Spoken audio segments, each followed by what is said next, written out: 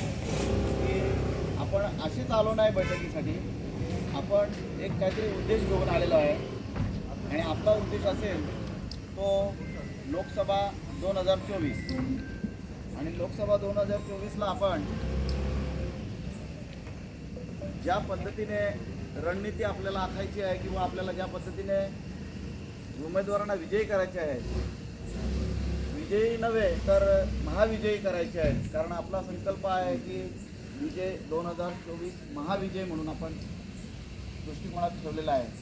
आणि या सर्व पार्श्वभूमीवर आपल्याशी संवाद साधण्यासाठी आपले नवनिर्वाचित जिल्हाध्यक्ष मधुकीरजी मोहपे, तसेच आपले मंडळ अध्यक्ष प्रकाशजी म्हात्रे, निमंत्रित सदस्य प्रदेश निमंत्रित सदस्य रामनाथ भाऊ पाटील, यशवंतजी सोरे आणि भगवानदादा, असे बाकी आता सगळ्यांची नावं घेणं शक्य नाही, कारण आम्ही काय कंटाळून आलो ते आम्हाला माहिती आहे, तुम्ही पण जाणता.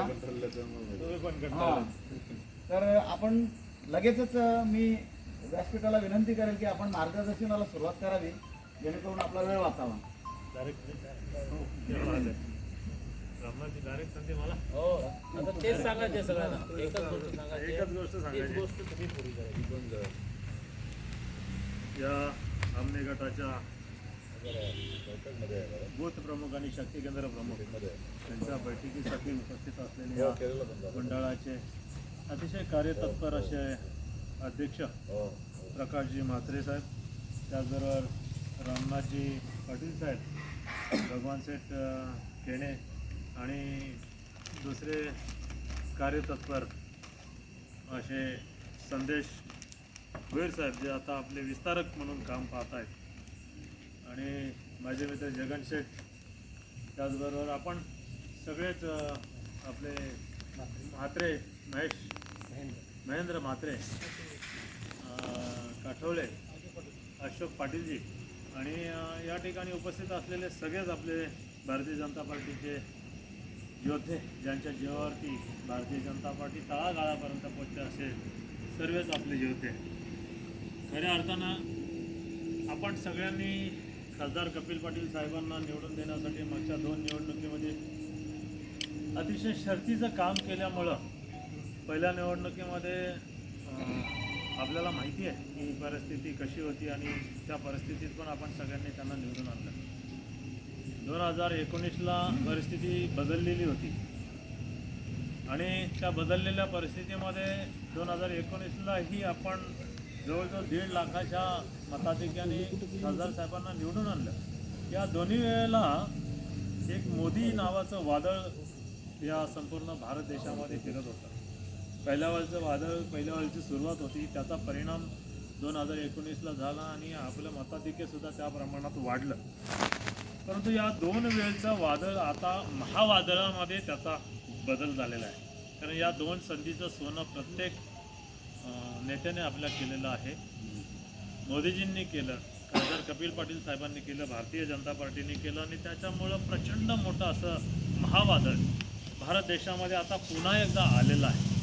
आणि ह्या महावादळामध्ये अशी परिस्थिती निर्माण होणार आहे, तुमच्या माहितीसाठी सांगतो की आपला इच्छुक आकडा देशातला तर तुम्हाला माहिती आहे, परंतु महाराष्ट्रामध्ये आपण 45+ आकडा ठेवला आहे, आणि 45+ आकड्याला तर आपण पार पाडणार आहोत. परंतु प्रत्येक निवडून येणारा उमेदवार हा 10,000, 20,000, 50,000 मतामध्ये निवडून येणारा उमेदवार हा लाखामध्ये निवडून येणार आहे, कित्येक लाखामध्ये निवडून येणार आहे. आणि आपण 1.5 लाखामध्ये निवडून आलो होतो मागच्या वेळेस. त्यामुळं आपल्याला काही जबाबदाऱ्या आहेत. पहिली गोष्ट म्हणजे आपण 1.5 लाखाच्या खाली जर निवडून आलो, निवडून येणं हा विषय राहिला नाही, निवडून तर आपण आलेलोच आहे. आणि निवडून येणार आहेत हे विरोधक पण सांगतात की खासदार कपिल पाटीलच साहेब निवडून येतील, हे विरोधकांनाही माहिती आहे. परंतु 1.5 लाखाच्या खाली जर निवडून आलो तर कुठंतरी आपली प्रसिद्धी, आपला प्रचार प्रसार किंवा साहेबांचं जे महत्त्व आहे ते कुठंतरी कमी झालेलं असा मॅसेज जाईल. 1.5 लाखाच्या पुढं जरी निवडून आलो तरी हे वादळाचं महावादळ झालं आहे म्हणून 1.5 लाखाच्या पुढं निवडून आलं असा एक मॅसेज जाईल. आपल्याला खऱ्या अर्थाने निवडून जे यायचं आहे, महाविजय जो करायचा आहे, तो भारतामध्ये त्या दिवशी बावनकुळे साहेबांनी सांगितलं, जगन सर तुम्ही होते मला वाटतं, की भिवंडी लोकसभेची परिस्थिती अशी आहे की भिवंडी लोकसभेचा उमेदवार कपिल पाटील जर असेल आणि असणार आहे असंही सांगितलं त्यांनी, भारतात 1 नंबर मतामध्ये निवडून यावे अशा प्रकारची परिस्थिती या लोकसभेमध्ये आहे. आणि ती परिस्थिती लोकसभेमध्ये असताना जर आपण कुठं कमी पडलो कार्यकर्ते म्हणून काम करायला, तर मग सोरे साहेब, तुमचं नाव घ्यायचं राहिलं, सोरे साहेब या ठिकाणी उपस्थित आहेत, त्यांनाही अतिशय चांगले कार्यकर्ते आहेत. सोरे साहेब, आपण तर परिस्थिती बदलायला आपल्याला फक्त तिला पुश करायची आहे. परिस्थिती बदललेली, महावादळ आलेलं आहे आणि ही परिस्थिती आपण जर बदलू शकलो नाही आणि पहिल्या 5 मध्ये बावनकुळे साहेबांचं म्हणणं आहे की पहिला नंबर, पण मी जिल्हा अध्यक्ष म्हणून सांगतो की पहिल्या 5 मध्ये, भारतात पहिल्या 5 मध्ये कपिल पाटील साहेबांना जर आपण निवडून आणण्यामध्ये यशस्वी जर झालो, तर मग आपण हक्काने कॅबिनेट मंत्री कपिल पाटील साहेबांना बनवण्यामध्ये आपला कुठंतरी खारीचा वाटा लागला असा तिथशी आपण म्हणजे हक्क दाखवू शकू. कारण आज प्रत्येक ठिकाणी भारतामध्ये मेरा बूथ सबसे मजबूत अशा प्रकारचा संकल्प प्रत्येकाने घेतलेला आहे. आणि ज्या ज्या बूथवरती आपण बूथ प्रमुख म्हणून काम करतो, भारतामध्ये 51% पेक्षा जास्त मतं मिळवण्यासाठी भारतीय जनता पार्टीचा प्रत्येक ठिकाणी कार्यकर्ता झटतोय. त्या कार्यकर्त्याबरोबर बूथ प्रमुख झटतोय, बूथ प्रमुखाबरोबर शक्ती केंद्र प्रमुख झटतोय आणि शक्ती केंद्र प्रमुखाबरोबर वॉरियर्स सुद्धा आपले झटत आहेत आणि वॉरियर्स बरोबर सगळे पदाधिकारी त्या ठिकाणी झटत आहेत. आणि ज्या ज्या ठिकाणी कुठं कमी पडत असेल त्या ठिकाणी कमी न पडू देता त्या ठिकाणी आपल्याला प्रत्येक बूथवरती 51% पेक्षा जास्त मतं कशी घेता येतील या दृष्टीने प्रत्येक जण त्या ठिकाणी काम करतोय. आणि तुम्हाला सांगतो, आम्हाला दररोज ऑनलाईन मिटिंगा, ऑफलाईन मिटिंगा आणि दररोज मॅसेज, आणि हे मॅसेज तुमच्यापर्यंत पोचावेत आणि त्या विजयाच्या रॅलीमध्ये तुम्ही सुद्धा सामील व्हावं यासाठी तातडीनं या बैठका आपण या ठिकाणी घेतलेल्या आहेत. आणि त्या बैठका यासाठी घेतोय की आपल्याला नुसतं निवडून यायचं नाही. आपले साहेब मंत्री आहेत, दुसऱ्यांदा मंत्रिपद दिलेला भारतात कदाचितच नेता किंवा खासदार तुम्हाला सापडेल.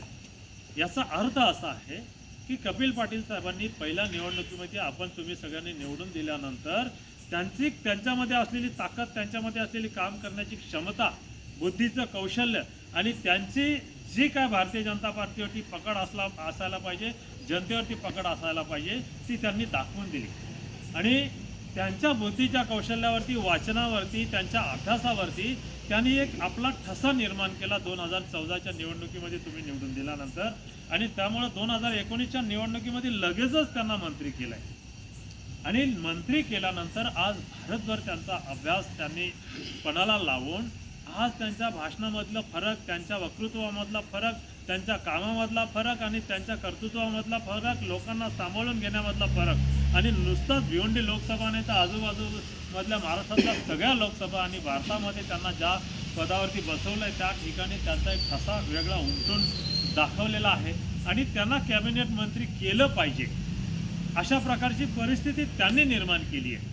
आता ती त्यांची जबाबदारी त्यांनी पार पाडलेली आहे. तुम्हाला आम्हाला सगळ्यांना संरक्षण वाटावं, तुमची आमची सगळ्यांची ताकद वाढवावी, तुम्हाला आम्हाला सगळ्यांना घरामध्ये बसल्यानंतर सुरक्षित वाटावं, अशा नेत्याच्या हाताखाली आज आपण काम करतोय. ना त्या काही ठिकाणी अशी परिस्थिती आहे की खासदार निवडणुकीला उभा राहतो, पार्टी त्याला तिकीट देते, परंतु त्याच्याकडं कुठल्या प्रकारची सक्षमता नसते, केवळ पार्टीच्या जीवावरती तो उभा असतो.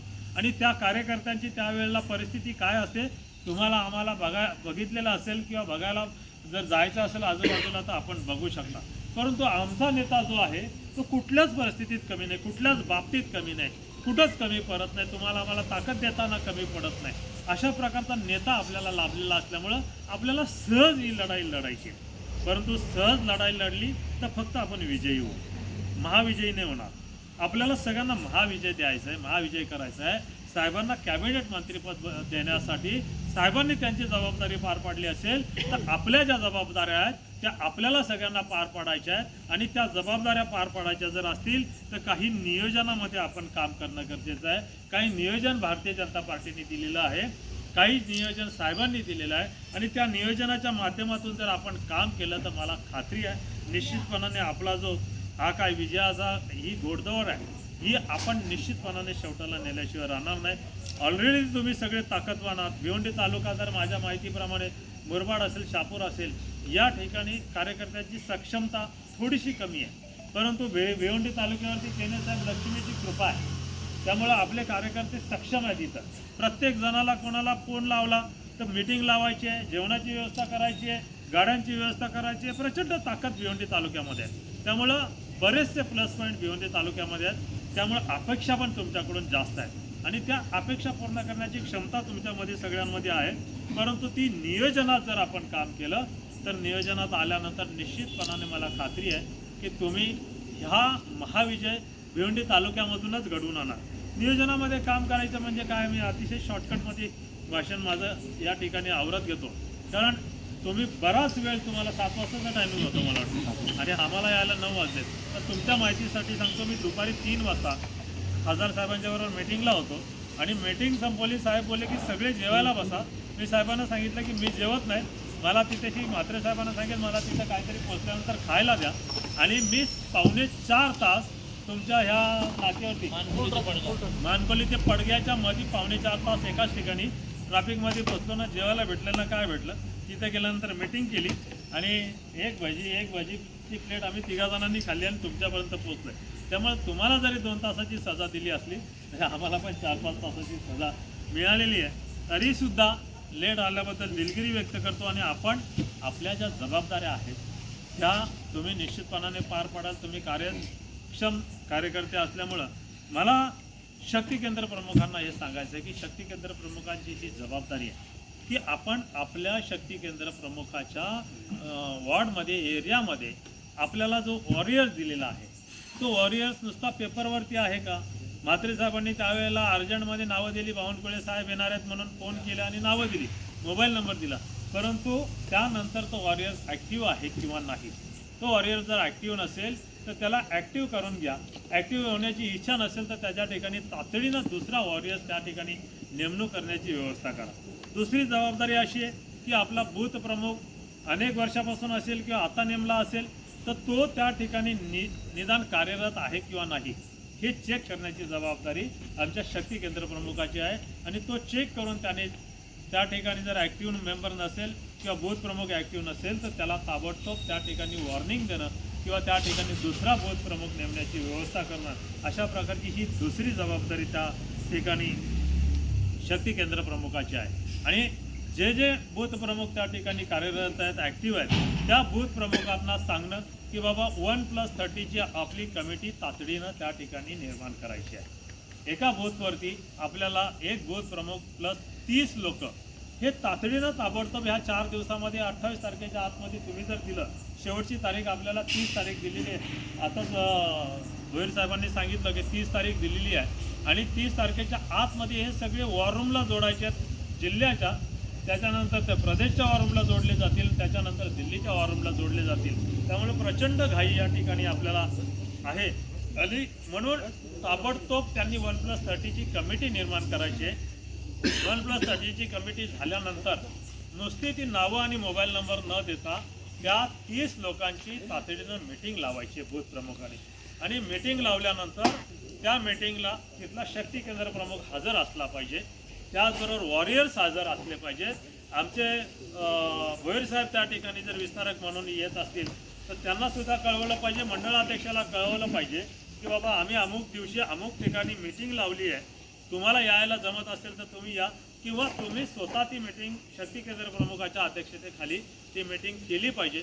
आणि त्या लोकांना समजावून सांगितलं पाहिजे की बाबा रे, तुम्हाला अमुक कमिटीवरती बूथच्या कमिटीवरती घेतलेलं आहे, या पदावरती तुम्हाला बसवलेलं आहे, तुमचा बूथ नंबर अमुक आहे, बूथचं नाव अमुक आहे. याचं कारण असं की जेव्हा तुम्ही ती कमिटी आम्हाला देणार आहात तेव्हा जिल्ह्यावरून, प्रदेशावरून आणि दिल्लीवरून त्या प्रत्येक बूथच्या कमिटी मेंबरला फोन येणार आहे आणि क्रॉस चेकिंग होणार आहे की बाबा तुम्ही बूथच्या कमिटीवरती आहात का, तुमचं नाव अमुक ठिकाणी दिलेलं आहे, तुम्हाला माहिती आहे का, तुम्ही त्या ठिकाणी भारतीय जनता पार्टीचे कार्यकर्ते आहात का, तुम्हाला ह्या सगळ्या कमिटीची कल्पना आहे का, अशा प्रकारचे प्रश्न त्या ठिकाणी विचारले जातील. त्यामुळे तुम्हाला त्यांची मीटिंग घेणं ही आवश्यक बाब आहे, त्यांना समजावणं आवश्यक बाब आहे. आणि तुम्ही त्यांना समजावल्यानंतर त्यांचं सगळ्यांचं जर यश झालं ती कमिटी फायनल झाली तर तुम्हाला ताबडतोब त्याच दिवशी एक व्हॉट्सअप ग्रुप त्यांचा तयार करायचा आहे आणि त्या व्हॉट्सअपवरती त्यांना सगळ्यांना घ्यायचं आहे. त्या व्हॉट्सअप ग्रुपमध्ये तुमचा शक्ती केंद्र प्रमुख असला पाहिजे, तुमचा विस्तारक भोईर साहेब असले पाहिजेत, मंडळ अध्यक्ष असले पाहिजेत, तालुक्याच्या महिला अध्यक्ष आणि युवक अध्यक्ष ही सुद्धा मंडळी त्या व्हॉट्सअप ग्रुपमध्ये असली पाहिजेत. तो व्हॉट्सअप ग्रुप तुम्ही तयार करायचा आहे. त्याच व्हॉट्सअप ग्रुपबरोबर दुसरा एक व्हॉट्सअप ग्रुप, त्या ग्रुपमध्ये इतर पक्षाची किंवा इतर लोकांना कोणाला घ्यायचा नाही. तो फक्त भारतीय जनता पार्टीचा व्हॉट्सअप ग्रुप असेल. त्याच्यामध्ये इतर पक्षाचा इतर कोणालाही घ्यायचं नाही. पण त्याचबरोबर दुसरा गावामध्ये किंवा बूथवरती व्हॉट्सअप ग्रुप तयार करायचा आहे, तो जनता व्हॉट्सअप ग्रुप असेल. त्या ग्रुपमध्ये ही सगळी मंडळी असतील आणि त्याच्याबरोबर गावामध्ये राहणारा प्रत्येक जाती धर्माचा पक्षाचा आणि सगळ्या लोकांना घ्यायचं आहे. मग एखाद्या मुलाला त्याच्याकडे मोबाईल आहे, त्याला मत नाही आहे, अशा मुलाला सुद्धा त्याच्यात घ्यायचं आहे. एखादा फेरीवाला असेल, एखादा सलूनवाला असेल किंवा एखादा हातगाडीवाला असेल, ह्या सगळ्या लोकांना तुम्हाला त्या व्हॉट्सअप ग्रुपमध्ये घ्यायचं आहे. विरोधी पक्षवाला जरी असेल त्याला सुद्धा त्या व्हॉट्सअप ग्रुपमध्ये घ्यायचं आहे, जेणेकरून भारतीय जनता पार्टीची ध्येय धोरणं आणि भारतीय जनता पार्टीचा जो विचार आहे तो या सगळ्या लोकांपर्यंत आपल्याला पोहोचवण्यासाठी तो ग्रुप असेल. तुमचा 1+30चा वेगळा ग्रुप असेल आणि एक जनता ग्रुप जो असेल तो वेगळा असेल. हे 2 व्हॉट्सअप ग्रुप तुमचे तयार झाले की त्यानंतर ताबडतोब त्यांच्या याद्या तुम्हाला द्यायच्यात. नाव आणि मोबाईल नंबर दोन्ही व्हॉट्सअप ग्रुपचे वेगळी यादी बनवायची आहे. ती तुमच्या शक्ती केंद्र प्रमुखांकडे द्यायची. शक्ती केंद्र प्रमुख मंडळ अध्यक्षांकडे देतील आणि मंडळ अध्यक्ष वॉरूमला येऊन ताबडतोब जिल्ह्याच्या वॉरूमला ते जोडून घेतील. जिल्ह्याच्या वॉरूमला जोडली की दुसऱ्या दिवशी प्रदेशच्या वॉरूमला जोडलं जाईल आणि तिसऱ्या दिवशी ते दिल्लीच्या वॉरूमला जोडलं जाईल. आणि मग खऱ्या अर्थानं तुम्ही बूथ प्रमुख आणि बूथची कमिटी फायनल केली असा त्याचा अर्थ होईल आणि तुम्हाला ताबडतोब फोन येणं सुरू होईल. तुमची तिकडून क्रॉस चेकिंग होईल आणि क्रॉस चेकिंग झाल्यानंतर तुमचे जे अधिकार आहेत बूथ प्रमुख म्हणून कमिटी म्हणून ते अधिकार तुम्हाला बहाल केले जातील आणि त्यानंतर तुम्हाला खऱ्या अर्थानं कळेल की बूथ प्रमुख आणि शक्ती केंद्र प्रमुख म्हणजे केवढं मोठं पद आहे. हे बूथ प्रमुख म्हणजे पोलिंग एजंट नाही, बूथ प्रमुख म्हणजे इलेक्शनच्या दिवशी काम करणारे कार्यकर्ता नाही, तर बूथ प्रमुख म्हणजे खऱ्या अर्थानं बूथ प्रमुखाची ताकद काय असते ही गुजरातमध्ये आपल्याला पाहायला मिळते, राजस्थानमध्ये आपल्याला पाहायला मिळते, ती महाराष्ट्रात पण भविष्यात पाहायला मिळेल. ती बूथ प्रमुखाची ताकद या महाराष्ट्रामध्ये ह्या लोकसभेमध्ये आपल्याला बूथ प्रमुखाला द्यायची आहे आणि त्यासाठी तुम्हाला खऱ्या अर्थानं बूथ प्रमुख म्हणून खऱ्या अर्थानं नेमणूक झाल्याचा आनंद तेव्हा होईल. तुम्हाला बूथ प्रमुख म्हणून खऱ्या अर्थानं एक आयडेंटिटी कार्ड दिलं जाणार आहे. शक्ती केंद्र प्रमुखाला पण एक आय कार्ड दिलं जाणार आहे आणि तालुक्यामध्ये कुठल्याही प्रकारची नेमणूक झाली तर ती मंडळ अध्यक्षाच्या सहीने होत असते. जसं प्रकाश म्हात्रे साहेब या ठिकाणी मंडळ अध्यक्ष आहेत, त्यांची सही व्हायला पाहिजे. त्यांची सही नाही झाली तर किमान जिल्हा अध्यक्ष म्हणून माझी सही व्हायला पाहिजे. परंतु बूथ प्रमुख खऱ्या अर्थानं आपला सगळ्यात मोठा योद्धा असल्यामुळं त्याला एक वेगळा वेटेज यावा म्हणून डायरेक्ट बावनकुळे साहेबांच्या सहीचंच बूथ प्रमुख आणि शक्ती केंद्र प्रमुखाला आयडेंटिटी कार्ड दिलं जाणार आहे आणि त्या आय कार्डला प्रचंड ताकद या ठिकाणी देण्याचा प्रयत्न या ठिकाणी होणार आहे. बावनकुळे साहेबांच्या सहीचा आय कार्ड जेव्हा तुम्हाला येईल आणि माहितीसाठी सांगतो की तुम्ही भारतात कुठल्याही शहरात असाल आणि त्या ठिकाणी तुम्हाला समजा मदतीची गरज पडली, अडचण निर्माण झाली तर तुम्हाला असं वाटलं की पोलीस स्टेशनला जाऊन मला काय फायदा होणार नाही, तुम्ही फक्त भारतीय जनता पार्टीचं ऑफिस शोधा आणि तुम्ही जेव्हा भारतीय जनता पार्टीच्या ऑफिसमध्ये जाल आणि सांगाल की मी महाराष्ट्रातला भारतीय जनता पार्टीचा कार्यकर्ता आहे आणि हे माझं आय कार्ड आहे अध्यक्षांच्या सहीचं, त्यावेळेला तुम्हाला कळेल की बूथ प्रमुखाच्या त्या आयडेंटिटी कार्डची ताकद किती आहे आणि तुम्हाला कशा पद्धतीने मदत होईल ही कल्पना तुम्हाला त्या ठिकाणी येईल आणि बूथ प्रमुखाला कशा पद्धतीने मदत करायची, ताकद द्यायची. भारतातून कुठलाही आलेला ठाणे जिल्ह्यात बूथ प्रमुख जेव्हा अडचणीत येईल तेव्हा कशी ताकद द्यायची याच्या सूचना ज्या आम्हाला आहेत त्या जर तुम्हाला सांगितल्या तर तुम्ही आश्चर्यचकित व्हाल. अशा प्रकारच्या सूचना त्या ठिकाणी आम्हाला दिलेल्या आहेत आणि आम्हाला सांगितलं की मंडळ अध्यक्षांना द्या. त्या ठिकाणी बूथ प्रमुखाला अडचण आली तर तुम्ही त्याला तातडीनं मदत करा. मंडळ अध्यक्षांनी नाही केलं तर जिल्हा अध्यक्षांनी करा. जिल्हा अध्यक्षाच्या आवाक्याच्या बाहेर असेल तर आमदार खासदारांना सांगा आणि त्यांनी सुद्धा मदत नाही केली तर तातडीनं प्रदेशला कळवा. अशा प्रकारची तातडीची सूचना आम्हाला त्या ठिकाणी दिलेली आहे. त्यामुळे बूथ प्रमुख हे पद जे आहे कोणीही कृपा करून असं समजू नका की छोटं आहे आणि हे छोटं नसल्यामुळंच मी माझ्या गावाचा बूथ प्रमुख आहे. मला वाटतं म्हात्रे साहेब असतील त्यांच्या गावचे बूथ प्रमुख, परंतु तातडीनं जेव्हा मला हे कळलं तेव्हा माझा भाऊ तिथं बूथ प्रमुख होता, त्याला सांगितलं तू दुसऱ्या गावाचा बूथ प्रमुख हो ग्रामपंचायतचा, पण मला सुद्धा बूथ प्रमुख व्हायचं आहे, कारण जिल्हा अध्यक्षपदी किती दिवस राहील मला नाही माहिती, परंतु बूथ प्रमुख मी अनेक वर्ष राहू शकतो आणि त्या पदाची ताकद मला माहीत झाल्यामुळं मी पहिले बूथ प्रमुख झालो माझ्या गावचा. बूथ प्रमुख हा कुठल्याही पदावरती जाऊ शकतो. बूथ प्रमुख हा वॉरियर्स होऊ शकतो आणि शक्ती केंद्र प्रमुख हा बूथ प्रमुख होऊ शकत नाही. वॉरियर्स हा सरपंच असू शकतो, बूथ प्रमुख असू शकतो, जिल्हा परिषदचा असू शकतो, खासदार असू शकतो, आमदार असू शकतो किंवा मंडल जिल्हा अध्यक्ष असू शकतो, परंतु शक्ती केंद्र प्रमुख हा बूथ प्रमुख होऊ शकत नाही. त्यामुळे शक्ती केंद्र प्रमुखाने निश्चितपणाने जर त्या ठिकाणी आपण बूथवरती असाल, बूथ प्रमुख पण असाल आणि शक्ती केंद्र प्रमुख पण असाल, तर तुम्ही तिथं बूथ प्रमुख दुसरा नेमा आणि तुम्ही फक्त शक्ती केंद्र प्रमुख राहा. याचं कारण तुम्हाला जेव्हा निवडणुकीला सामोरे जाल किंवा निवडणुकीच्या नंतर अनेक निवडणुका येतील तेव्हा तुम्हाला कळेल की शक्ती केंद्र प्रमुखाला बूथ प्रमुख न होऊन देण्यामागचं कारण काय आहे, त्याला किती ताकद दिली जाणार आहे, हे कारण तुम्हाला उशिरा कळेल. त्यामुळं आपला बूथ प्रमुख हा शक्ती केंद्र प्रमुख होऊ शकत नाही, शक्ती केंद्र प्रमुख बूथ प्रमुख होऊ शकत नाही. वॉरियर्स हा कुठल्याही पदावरती जाऊ शकतो. हा दोघांमधला तिघांमधला फरक आहे. हा समजण्यासाठी बऱ्याच लोकांना असं वाटलं की बाबा मी शक्ती केंद्र प्रमुख आहे, मी बूथ प्रमुख आहे, आता आणखी एक डोक्यावरती वॉरियर्स आला, मग हे या सगळ्यांनी करायचं तरी काय, कामं तरी काय करायची, असा गैरसमज करून घेऊ नका. केंद्रामध्ये प्रचंड बुद्धिमान माणसं बसलेली आहेत, प्रचंड विचारवंत बसलेले आहेत. कुठं पण गाडी फेल झाली, कुठं पण एखाद्याने काम सोडलं, कुठंही एखाद्याने धोका दिला किंवा एखादा आजारी पडला किंवा एखादा बाजूला झाला तर ती गाडी कुठंही थांबता कामा नये. मेरा बूथ सबसे मजबूत हा संकल्प कुठेही डळमळीत होता कामा नये, यासाठी सगळी ही यंत्रणा लावलेली आहे आणि ती यंत्रणा आपण सगळ्यांनी स्वीकारली तर आपल्या बूथवरती काम करणं सोपं जाणार आहे. त्यामुळं आपल्याला चिंता करायची गरज नाही. बूथ प्रमुख वेगळा आहे, शक्ती केंद्र प्रमुख वेगळा आहे. वॉरियर्सची जबाबदारी अशी आहे की वॉरियर्स हा त्या 2-3 बूथचा पालक आहे, त्याने ते दत्तक घेतलेले आहेत. ते 2-3 बूथ जे आहेत ते त्याने दत्तक घेतलेले आहेत. तो पालक आहे, तो मुलासारखा त्या बूथला सांभाळणार आहे. त्यामुळं वॉरियर्सची जबाबदारी आहे की त्या बूथवरती पडणारी प्रत्येक गरज, लागणारी प्रत्येक गोष्ट पुरवणं आणि त्या ठिकाणी लक्ष देणं आणि जे काय अडचणी असतील त्या आपल्यातून सोडवल्या गेल्या नाही तर वरपर्यंत पोहोचवणं आणि पोहोचवून त्या सोडवण्यासाठी पुन्हा खालपर्यंत आणणं, ही सगळी जबाबदारी त्या वॉरियर्सची आहे. शक्ती केंद्र प्रमुखाची जबाबदारी वेगळी आणि बूथ प्रमुखाची जबाबदारी वेगळी आहे. बूथ प्रमुखाच्या ज्या जबाबदाऱ्या आहेत त्या पुढच्या मीटिंगमध्ये नेक्स्ट टाइम आपण मीटिंग घेणार आहोत, महिनाभरात मीटिंग परत होईल, त्यावेळेला आपण 130 आणि अशी जिल्हा परिषद गटाची न लावता 1+30 आणि बूथ प्रमुख यांच्या 5-5, 10-10 बूथच्या आपण मिटिंगा लावू एकत्रित आणि मग त्यांना सगळ्यांना आपल्या जबाबदाऱ्या आपल्याला भविष्यात पुन्हा एकदा सांगण्याचा आम्ही त्या ठिकाणी प्रयत्न करणार आहोत. सगळ्याच जबाबदाऱ्या आज जर सांगितल्या तर 1+30 पण होणार नाही आणि बाकीची कामं जी आहेत ती पण होणार नाही. त्यामुळे 1+30 झालं, व्हॉट्सअप ग्रुप झालं, ह्या सगळ्या गोष्टी झाल्यानंतर पहिला तुम्हाला जर फोन आला तर तुम्हाला प्रश्न विचारला जाईल की तुमचा सरळ ॲप डाउनलोड केलेला आहे का. तर सरळ ॲप डाउनलोड जर केलेला नसेल तर तुम्ही बूथ प्रमुख पण नाही आणि शक्ती केंद्र प्रमुख पण नाही आणि वॉरियर्स तर अजिबातच नाही. त्यामुळं तुमचा स्वतःचा सरळ ॲप डाउनलोड केलेला असला पाहिजे. एक.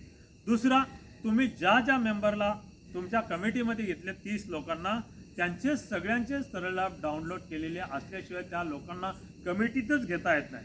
त्यामुळं तुम्ही सरळ ॲप डाउनलोड केला नसेल तर करून घ्या. करून घेताना तुम्ही सरळ ॲप कशा पद्धतीने डाउनलोड केला जातो हे शिकून घ्या आणि तुम्ही शिकल्यानंतर त्या 30 लोकांना तुम्हाला सरळ ॲप डाउनलोड करून द्यायचा नाही आहे तर त्यांना शिकवायचं आहे की सरळ ॲप डाउनलोड कशा पद्धतीने केला जातो. त्यांना तुम्ही शिकवलं तरच ते खालच्या लोकांचा सरळ ॲप डाउनलोड करून घेतील, इतर गावामध्ये लोकांचा सरळ ॲप डाउनलोड करून घेतील. आज आपल्या खासदार साहेबांना सुद्धा विचारलं जातं, विस्तारकांना विचारलं जातं, निवडणूक प्रमुखांना विचारलं जातं आणि रोज रेकॉर्ड येतो आम्हाला की आज एवढे सरळ ॲप या विभागामध्ये डाउनलोड झाले. आपणही त्या ठिकाणी प्रचंड मागं आहोत, परंतु ह्या सिस्टमने जर तुम्ही काम केलं तर आपण जे काय मागं आहोत ते पटकन पुढं निघून जाऊ. त्यामुळं तुम्ही तुमचे सरळ ॲप डाउनलोड करून घ्या, 30 लोकांचे सरळ ॲप डाउनलोड करून घ्या आणि त्या 30 लोकांना सांगा की किमान 5-10 लोकांचे सरळ ॲप डाउनलोड तुम्हाला या 5 दिवसामध्ये करायचे आहेत. तुम्हाला सुद्धा ती जबाबदारी पार पाडायची आहे. त्यामुळं सरळ ॲपच्या बाबतीत जे काही सिरियसनेस आहे तो तुम्ही लक्षात घेतला पाहिजे. ते तुम्ही कराल याची खात्री आहे. त्याच्यानंतर तुमचा दुसरी एक जबाबदारी आपली सगळ्यांची आहे की 2024ला लोकांचं समर्थन BJPने मागितलं होतं. मोदीजींनी सांगितलं होतं की तुम्हाला जो कोणी समर्थन देणार आहे त्यांनी आम्हाला एक मिस कॉल द्या 9090902024 9090902024 असा जो मोबाईल नंबर आहे त्या मोबाईल नंबरवरती तुम्हाला फोन करायचा आहे. तो फोन कट होईल. कट झाला की लगेच तुम्हाला मेसेज येईल, धन्यवाद तुम्ही भारतीय जनता पार्टीला समर्थन दिल्याबद्दल आभारी आहे, अशा प्रकारचा एक मेसेज येईल. हा मेसेजसुद्धा हा नंबरसुद्धा तुम्ही सगळ्यांनी डाउनलोड करायचा आहे, डायल करायचा आहे आणि तुमच्या 30 लोकांना डायल करायला सांगायचं आहे. आणि आपल्या घरामध्ये जेवढे मोबाईल्स आहेत त्या प्रत्येक मोबाईलवरून मिस कॉल द्यायचा आहे आणि त्यांच्या घरामध्ये आणि आजूबाजूला मित्रमंडळीमध्ये, फॅमिलीमध्ये, नातेवाईकांमध्ये ज्याच्याकडे मोबाईल असेल तो भेटल्यानंतर त्याला किमान पकडायचा आणि त्याला सांगायचं की 9090वरती तुम्ही मिस कॉल द्यायला लावायचा आहे आणि शक्य तेवढ्या लोकांना भेटतील त्यांचा सरळ ॲप डाउनलोड करून द्यायचा आहे. तरच आपण खऱ्या अर्थानं ह्या कामाला पुढं नेऊ शकू. याचं कारण असं की भविष्यातली जी भारतीय जनता पार्टी चालवली जाणार आहे ती शक्ती केंद्र प्रमुख, बूथ प्रमुख, सरळ ॲप आणि वरिष्ठ विचारवंत. आमचं काम फक्त एवढंच राहणार आहे की जे काय विचार, जे काय नियोजन, जे काय आयोजन आहे ते तुमच्यापर्यंत पोहोचवणं. गुजरातमध्ये निवडणुकीमध्ये तुमच्या माहितीसाठी सांगतो, आज जशी परिस्थिती आहे आपल्या इथं निवडणूक नाही आहे पण आता छोट्या मोठ्या मिटिंगा घेतो, छोटं मोठं वातावरण तयार आहे. हे गुजरातमध्ये शेवटच्या 4 दिवसाला अशा प्रकारचं वातावरण असतं. एवढी धावपळ त्यावेळेला असते. तिथे निवडणुकीची धामधूम नसते, धावपळ नसते, मोठ्या सभा नसतात, मोठ्या रॅल्या नसतात, अशा प्रकारचा मोठा कार्यक्रम नसतो आणि विक्रमी मतामध्ये तिथला उमेदवार निवडून येतो. भारतात 1 नंबरचा जो विक्रमी मतामध्ये निवडून आलेला उमेदवार जो आहे पाटील, महाराष्ट्रातलाच आहे परंतु गुजरातमध्ये सेटल झालेला पाटील म्हणून तो निवडून आलेला आहे. तर तिथे अनेक लोक म्हणजे पहिल्या 10 मध्ये निवडून येणाऱ्यांमध्ये गुजरातमध्ये आहेत. याचं कारण तुम्ही जर शोधलं तर तिथला शक्ती केंद्र प्रमुख आणि बूथ प्रमुख हा प्रचंड ताकदवान आहे. त्याला सगळी ताकद त्या ठिकाणी दिलेली आहे. भविष्यात आपल्याला सुद्धा ती ताकद दिली जाणार आहे. भविष्यात अशा प्रकारच्या जिल्हा परिषद, पंचायत समिती निवडणुका लढणारी जी कोणी माणसं असतील, मंडळी असतील, ह्या सगळ्या लोकांना तुमच्या माहितीसाठी सांगतो की यांना सगळ्यांना आपल्या बूथ प्रमुख किंवा शक्ती केंद्र प्रमुखाबरोबर टचमध्ये राहावं लागणार आहे. भविष्यात अशी परिस्थिती निर्माण होणार आहे का तुमच्या स्थानिक स्वराज्य संस्थाला जर तिकीट पाहिजे असेल तर माझा बूथ प्रमुख आणि शक्ती केंद्र प्रमुख, एखाद्या जिल्हा परिषद गटामध्ये 25 बूथ प्रमुख आहेत आणि 4 शक्ती केंद्र प्रमुख आहेत. असे 25 ते 30 लोक आहेत. 50% जास्त लोकांनी जर शिफारस केली नाही तर त्या पंचायत समिती आणि जिल्हा परिषदच्या उमेदवाराला माझ्या माहितीप्रमाणे तरी तिकीट आम्ही पण देऊ शकणार नाही. जर आमचा एखादा नातेवाईक असला किंवा एखादा आमचा मित्र कोणी असला, सोरेसाहेब, तर आपण तिकीटसुद्धा देऊ शकत नाही. अशा प्रकारची परिस्थिती निर्माण होणार आहे आणि अशा प्रकारची ताकद त्या ठिकाणी बूथ प्रमुखाला दिली जाणार आहे. दुसरा, पहिला बूथ प्रमुखाला आय कार्ड मिळणार आहे, ती ताकद मिळणार आहे आणि तुम्हाला ACO करण्यासाठी मात्र साहेब मागच्या 2 मीटिंगमध्ये आपण सांगायला विसरलो, मेसेज द्या की प्रत्येक बूथ प्रमुख हा आपला ACO असला पाहिजे. अशा प्रकारचा संकल्प भारतीय जनता पार्टीने केलेला आहे. त्यामुळं मागं पुढं तुम्ही फॉर्म भरलेले पण असतील तर ते फॉर्म विसरून जा. आपण पार्टीच्या माध्यमातून ACOचे फॉर्म तातडीने भरून घेणार आहोत. हे सगळं गठन झाल्याशिवाय नाही. हे सगळं गठन झालं, तुमचे 1+30 झाली की पार्टीच्या माध्यमातून फॉर्म भरून घेणार आहोत. तुम्हाला 2 फोटो द्यायचे आणि आधार कार्ड द्यायचे. त्या फोटोच्या मागं तुमचं संपूर्ण नाव, बूथ नंबर आणि विधानसभेचं नाव मागं टाकून द्यायचं आहे आणि ते तुम्ही मंडळ अध्यक्षांकडे जमा केले की भविष्यात तुम्हाला त्या ठिकाणी ACOचा फॉर्म भरून देऊ आणि आय कार्ड देण्यासाठी तुम्हाला तो फोटो द्यायचा आहे. ते सुद्धा फोटो तुम्ही तातडीनं जमा करून घ्यायचा आहे. परंतु आय कार्ड जोपर्यंत तुमचं 1+30